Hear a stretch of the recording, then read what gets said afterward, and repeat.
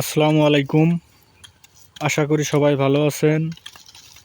তো আমাদের পেঁয়াজের চারা রোপণ করা শেষ হতে না হতেই আবার আর একটা কাজ সামনে হাজির হয়েছে, সেটা হচ্ছে যে পেঁয়াজের জমি পরিচর্যা এবং আগাছা যদি কিছু জন্মে থাকে সেই সব নিধন করা হচ্ছে।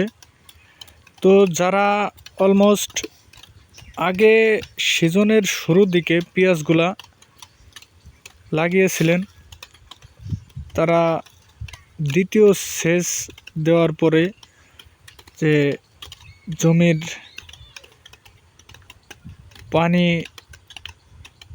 শুকানোর পরে বা জমি শুকানোর পরে জমিতে পরিচর্যা কাজ চলছে।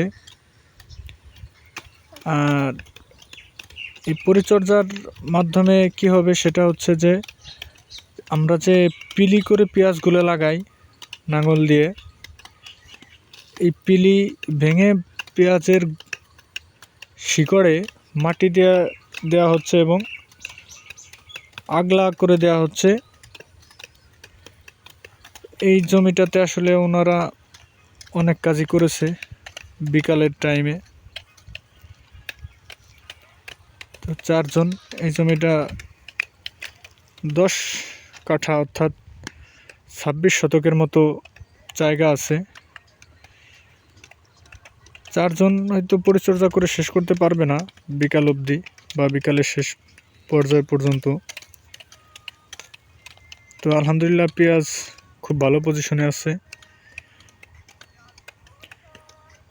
ভালো থাকবেন, সুস্থ থাকবেন, আর অবশ্যই আমাদের চ্যানেলটিকে সাবস্ক্রাইব করে দেবেন।